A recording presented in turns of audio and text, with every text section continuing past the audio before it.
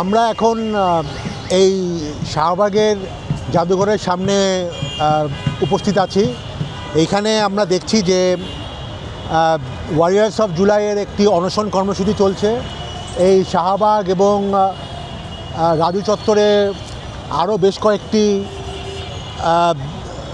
অনুষ্ঠান অনুষ্ঠিত হচ্ছে, যার আসলে মেন উদ্দেশ্যই হচ্ছে গণভোট বাস্তবায়নের জন্য সরকারের উপরে চাপ তৈরি করা। এই জুলাই ওয়ারিয়ার্সের এই অনশন কর্মসূচি আসলে এখানে যারা পার্টিসিপেট করছে তারা সবাই জুলাই যোদ্ধা।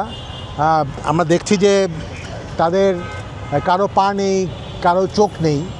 তো আমার কাছে মনে হয় যে 2024 সালের এই গণ অভ্যুত্থানের মাধ্যমে আসলে আমরা একটা সংসদ পেয়েছি। আমরা দেখছি যে সংসদে যারা নির্বাচিত হয়েছেন তারা কিন্তু এর মধ্যে কোনো আহত ব্যক্তি কিন্তু নেই।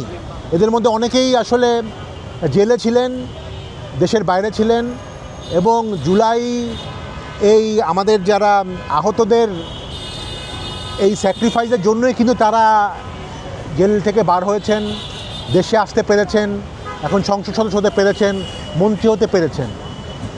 তো সেটা হচ্ছে বাস্তবতা।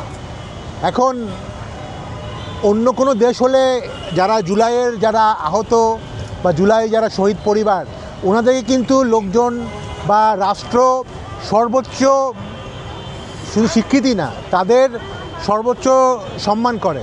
আর আমরা দেখছি মাত্র 1.5 বছরের মাথায় যারা আহত হয়েছেন তারা অনশন করতে হচ্ছেন, এবং অনশন করতে হচ্ছে কী জন্য? তারা কিন্তু বলেনি যে আমাদের এই বেনিফিট দেন, আমাদের একটা চাকরি দেন বা আমাদের অর্থ দেন। তারা আসলে এখানে দাঁড়িয়েছে যে যেই সংস্কারের জন্য, যেই সুন্দর বাংলাদেশের জন্য তারা তাদের এই স্যাক্রিফাইস করেছেন, তাদের অঙ্গ হারিয়েছেন, সেটার একটা আউটপুট হিসাবে, ফলাফল হিসাবে যাতে আমরা একটা সুন্দর বাংলাদেশ করতে পারি, এবং যেই সংস্কারগুলো আমাদের দরকার যাতে ভবিষ্যতে আর কোনো স্বৈর শাসক ফিরে না আসে, সেগুলোর জন্য আসলে একটা সংস্কারের দাবিতেই যেই গণভোটটা হয়েছিল, এবং সেখানে প্রায় 70% জনগণ এই গণভোটে রায় দিয়েছিল, সেই দাবিতেই কিন্তু তারা এই অনশন করছেন। তারা কিন্তু নিজের জন্য কোনো অনশন করছেন না। এটা আসলে অত্যন্ত দুর্ভাগ্যজনক যে এই স্যাক্রিফাইস, এই আত্মত্যাগের পরেও কিন্তু আমরা এখনও যেই সংস্কারগুলো দরকার ছিল, বেসিক সংস্কারগুলো, সেগুলো আমরা এখনও করতে পারলাম না। এবং যেই সংসদ গঠিত হয়েছিল গত প্রায় 1 মাস তারা বিভিন্ন বিষয়ে কথা বলেছে, কিন্তু এই বেসিক সংস্কার, রাষ্ট্রের যে মেরামত, সেটা তারা করার জন্য কোনো উদ্যোগ নিতে পারেনি। এটা আসলে আমাদের জাতি হিসাবে আমাদের জন্য একটা লজ্জার ব্যাপার, একটা কলঙ্কের ব্যাপার। এবং যেখানে বাংলাদেশের 2/3 বেশি মানুষ গণভোটের মাধ্যমে রায় দিয়েছে, সেই রায় এখনও পর্যন্ত বাস্তবায়ন হয়নি, এবং যেটা বোঝা যাচ্ছে যে এই বাস্তবায়ন হওয়ার সম্ভাবনা দিনে দিনে কমে আসছে।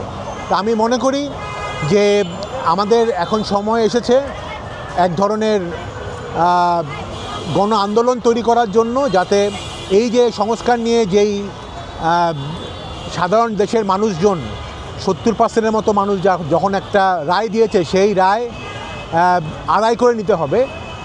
এবং সেটার জন্য যদি আরও সংগ্রাম করতে হয়, আমার মনে হয় বাংলাদেশের মানুষ সেই সংগ্রামের জন্য প্রস্তুত আছে, এবং সেই সংগ্রাম আসলে নেতৃত্ব দিবে যারা আসলে জুলাই তৈরি করেছে। জুলাইয়ের আগে কিন্তু ওনারা সবাই সুস্থ ছিল, কিন্তু জুলাইয়ে তারা তাদের নিজেদের অঙ্গ হারিয়েছে, অনেকে তাদের পরিবারের সদস্য হারিয়েছে। আমি মনে করি তারাই এই নেতৃত্ব দেওয়ার সবচেয়ে বড়